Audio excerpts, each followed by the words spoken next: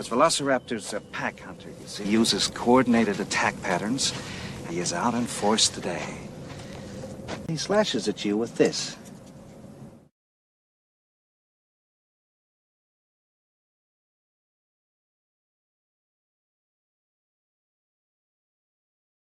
Hello, I'm the Angry Spork. Every year of the crossover, we've featured stories where two titanic 1980s icons crossed paths. Robots in disguise, and real American heroes. Now we're finally looking at the very first comic bringing these unlikely, yet equally toyetic, forces together. I'm taking issue with G.I. Joe and the Transformers, written by Michael Higgins, with art by Herb Trimp, Vince Colletta, and Nel Yomtov. Let's begin with issue number 1 and see if these comics make us want to turn the page, or turn our heads.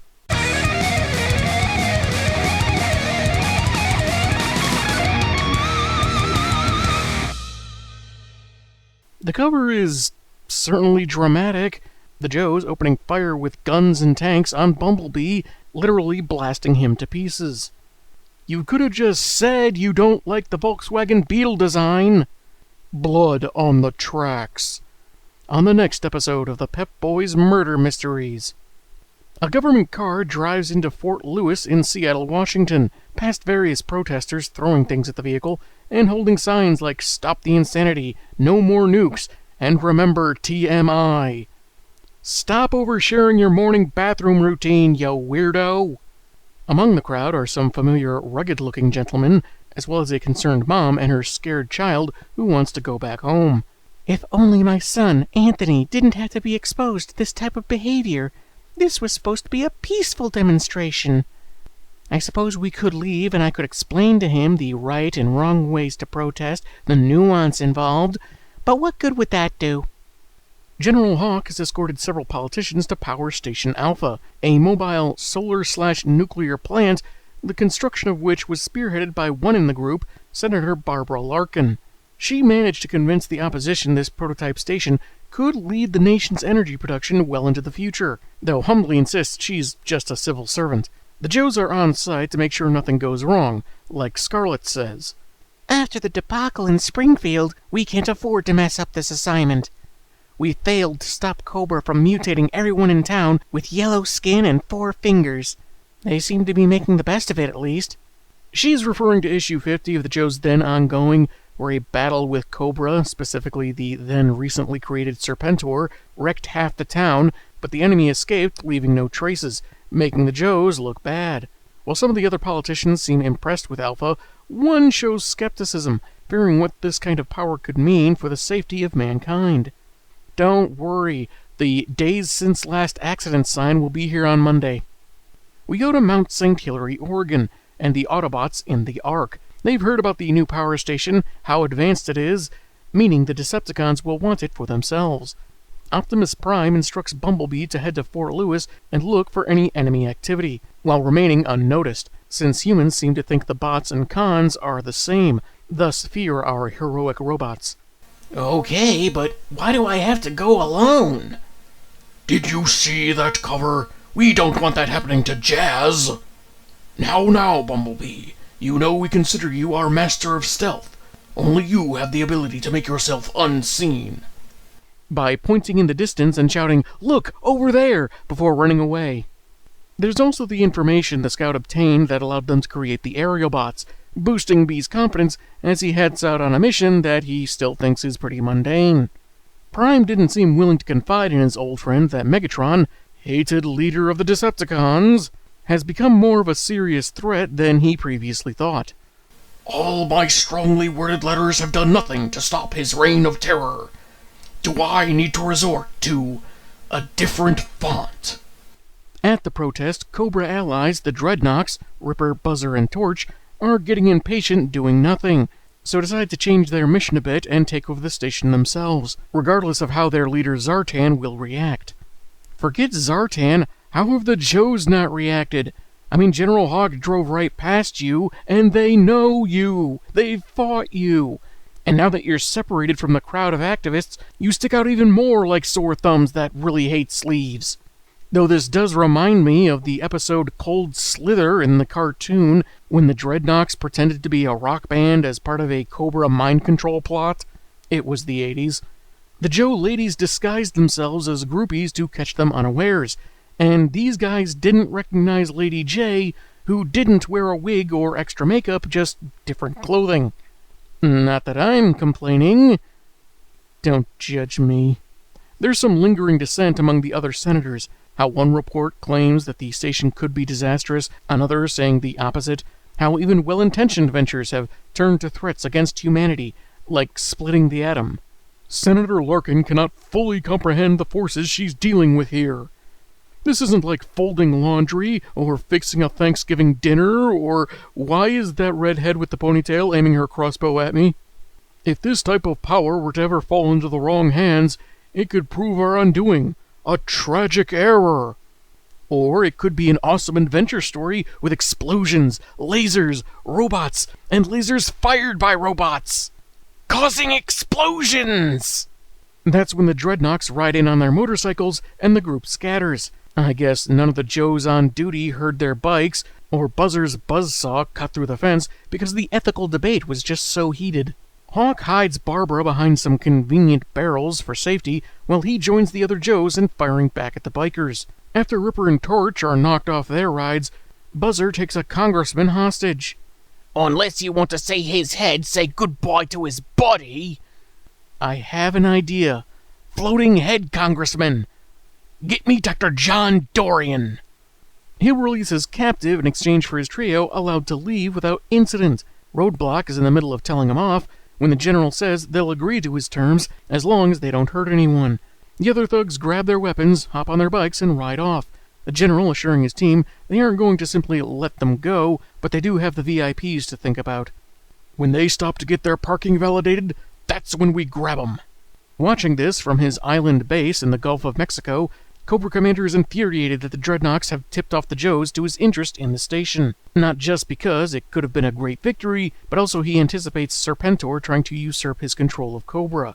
So he's on edge as it is. He holds Zartan personally responsible for this debacle, telling him to have his sister Zarana collect the bikers before the Joes can question them.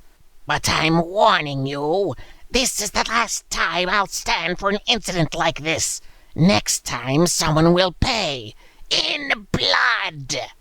My going rate is 10 bags of O-negative, but I'm willing to settle for a 15-bag variety pack. Elsewhere, Megatron has also been watching this display, because I guess the news was filming all this, and orders the Insecticon Bombshell to tweak one of his Cerebro shells to work on Power Station Alpha's main computer, so they can use it to complete Decepticon rule over Cybertron. Dirge will fly him to the base, and the Bugbot need only wait for the right moment to act. So the villains both transform. I guess Bombshell also shrinks to the size of a bug when he changes, and they're off, warned not to fail their leader.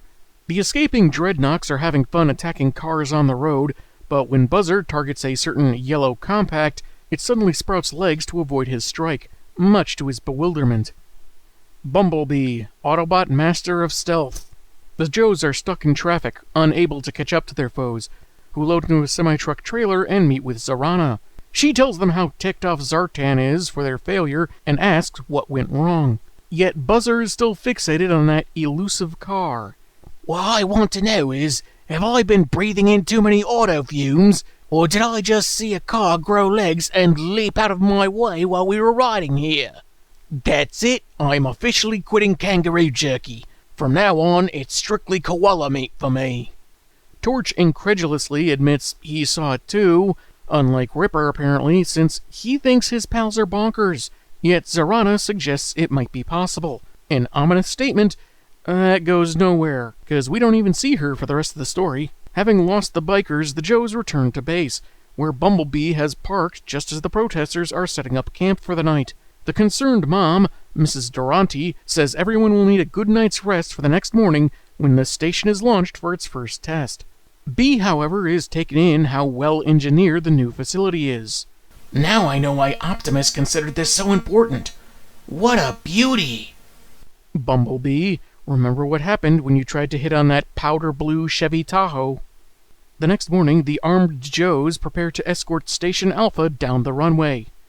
Geez, fashion shows these days really are competitive.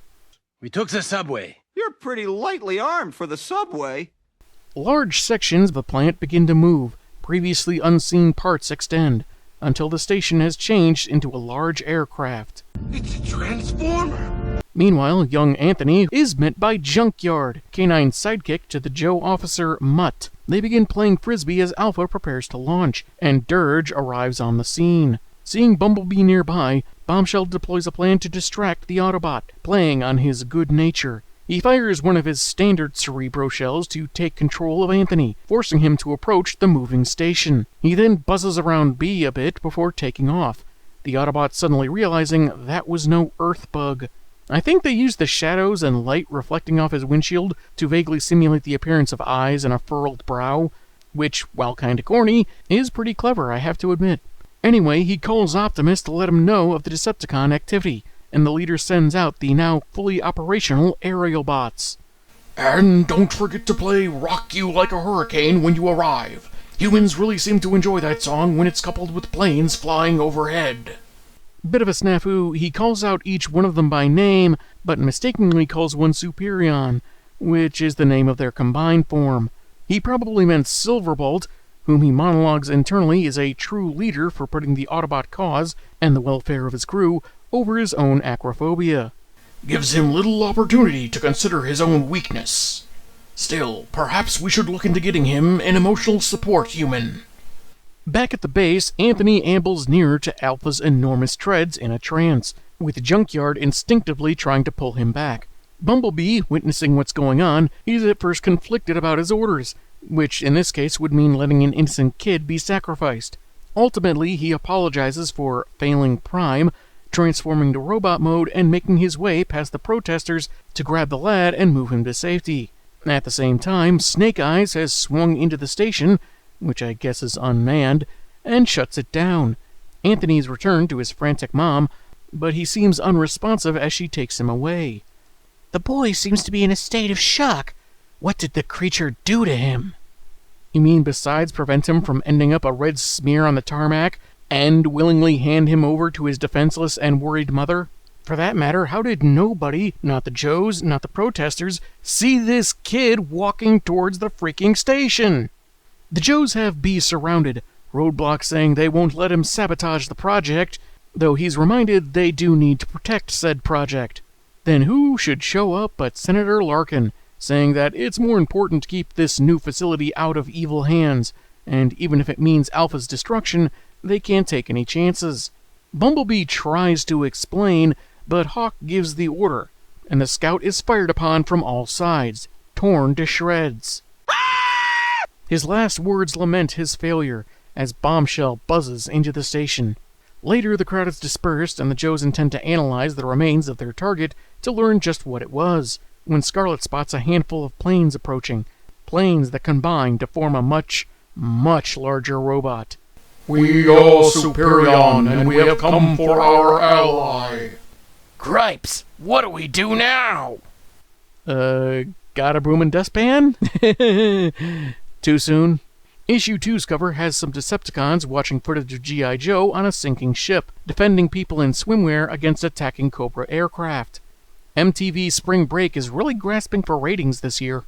The Joes are still in awe as Superion towers over them, seeing that B has been destroyed and saying they will have what is theirs. He was hanging on to an easy listening mixtape for us. I think that's it there, under the charred remains of his left leg. Scarlet calls in some reinforcements, with General Hawk informed of a much larger presence on the base. All the Joe's firepower, including actual fire, does nothing against the behemoth, who apologizes while shooting back, going from collective pronouns to singular, saying he doesn't wish to hurt them. Prime did previously mention humans thought Autobots were no different from Decepticons. Maybe Superion changed his speech just now to avoid being compared to the Borg, too. However, despite Superion's wishes, the explosion from his blast does at least injure Lady J's arm, saying she's fine even if she can't move it. Now this has all been a misunderstanding, and the giant bot is showing restraint, but he did injure the most attractive member of the team, so... 1,000,000 years dungeon! Hey, my hands are tied. The rest of them start pouring on the ammo, just as Superion is considering that he may have to I'm assuming counterattack, because he's cut off when called back to the Ark by Blaster, because Optimus Prime has been assassinated. He was enjoying a night at the theater with Alita 1, watching Our Cybertronian Cousin, when he was struck down by the coward John Wilkes Boot-Up. This is in reference to Transformers number 24, how Prime basically died in a computer game because he sacrificed some NPCs to beat Megatron, but that went against his principles so much, he told the programmer that put them in there to destroy his body. Kinda weird to drop that in so suddenly, but I guess they really wanted this miniseries to sync up with the ongoings. Superion launches into the air and leaves the now very confused Joes. Later, they've gathered the pieces of Bumblebee with a lot of questions unanswered. Sergeant Slaughter could tell Superion wasn't really in a fighting mood and could have wiped them all out, no fuss. It'll be Mainframe's task to try and make sense of what looks like Volkswagen scrap. There's more to this picture than meets the eye.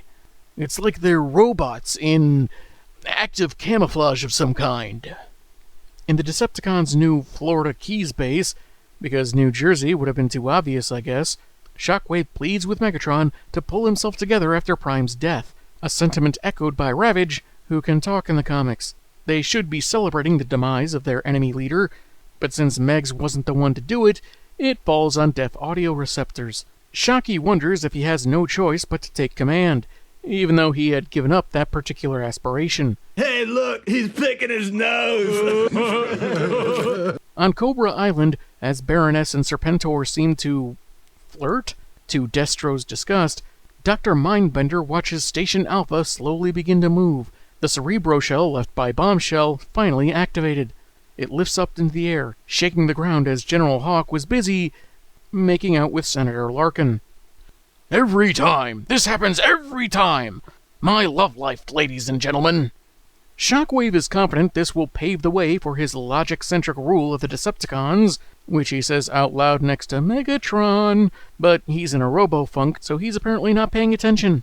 However, Mindbender has other ideas. He intends to commandeer the station by donning an electronic helmet tuned to the right frequency. But I must concentrate. Follow the flight of the station and concentrate. Concentrate.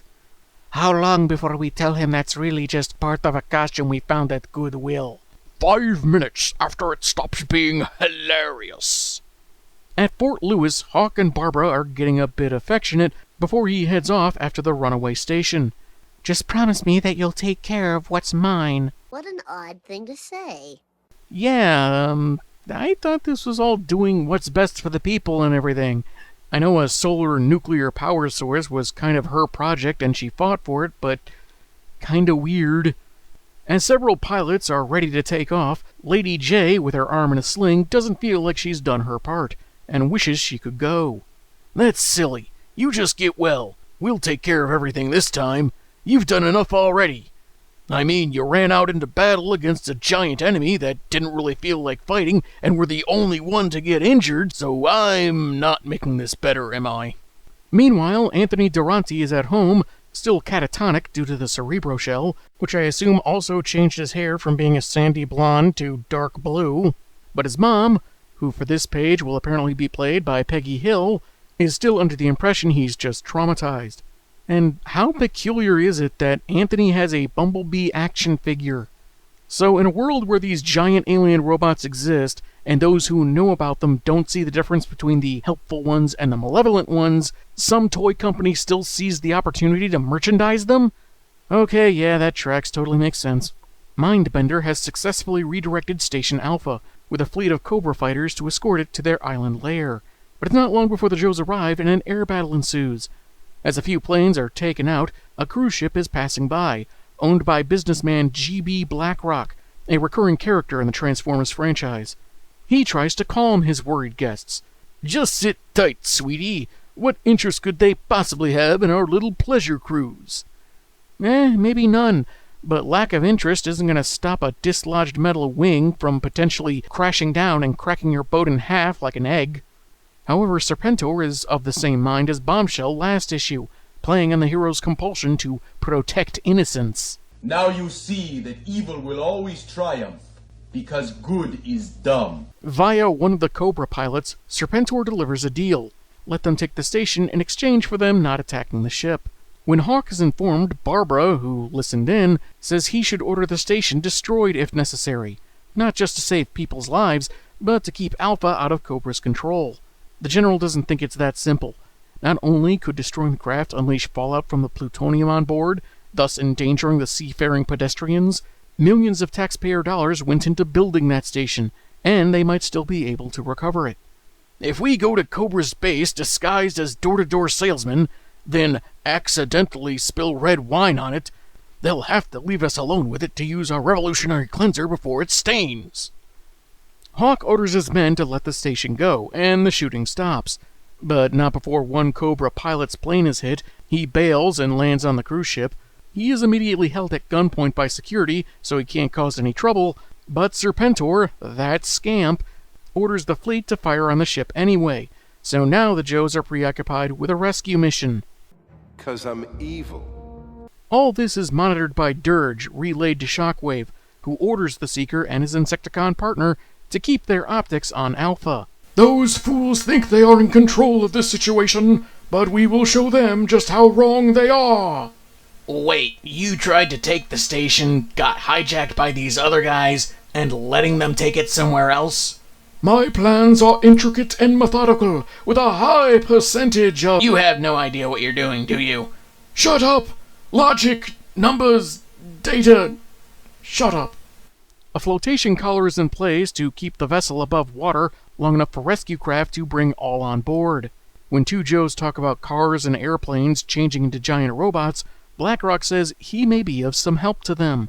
At that time, Station Alpha makes its landing on Cobra Island. This is indeed a proud moment, Mindbender, one that will further my reputation among our people, and help them forget the name of our late, lamented leader, Cobra Commander. First Prime, now this. Did no one think that removing characters from this story to line up with the ongoings might be confusing to anyone only reading this miniseries? Or at the very least, really annoying? The Commander isn't really dead, just in hiding with Destro, Serpentor finally seizing control to establish Cobra as its own government. But back to this story. Dirge arrives so he and Bombshell can introduce themselves and commend the snake-themed terrorist for their feat. But they aren't going to just let them take Alpha. Mindbender is intrigued by how powerful these metal aliens must be and suggests forming a mutually beneficial alliance, while secretly launching something into Dirge's head before he leaves to deliver this proposal to his boss.